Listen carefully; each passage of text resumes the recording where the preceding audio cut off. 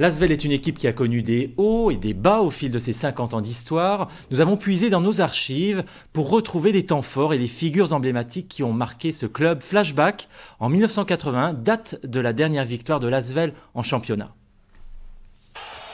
À l'époque, Alain Gilles est encore joueur, mais il vient aussi d'être nommé entraîneur. C'est le temps des copains, celui de 15 titres en 32 ans d'histoire. C'est la consécration d'une saison et surtout le travail de tout le monde. Et je crois que c'est un grand jour pour nous.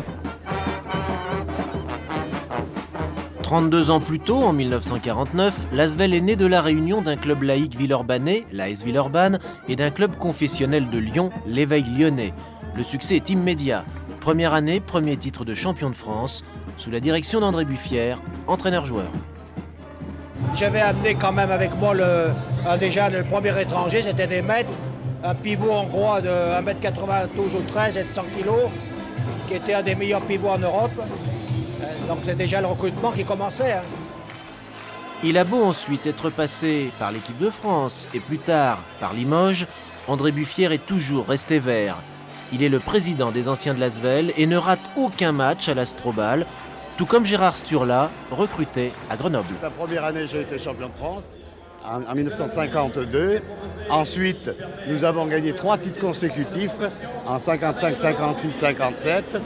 Nous avons en 7 ans joué 11 finales et gagné 2 Coupes de France, dont la première qui a eu l'honneur d'avoir le président d'ailleurs de la République pour la seule fois dans l'histoire du basket, Vincent Auriol. Mais ensuite, l'Asvel attend 1964 et l'arrivée d'un nouveau président, Raphaël de Barros, pour retrouver le titre national. C'est alors qu'arrive de Roanne Alain Gilles, Monsieur Basket. À la fin des années 60, Gilou et l'Asvel sont aussi populaires en France que Raymond Poulidor et le vélo. Un autre Alain, Alain Vincent, arrive plus tard, de Roanne.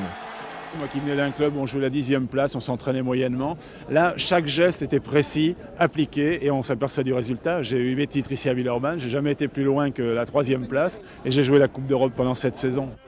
Blessé, Alain Vincent reste sur le banc pendant la finale de la Coupe des Coupes perdue contre Pesaro. L'Asvel n'a jamais remporté un titre européen, mais elle a quelques bons souvenirs.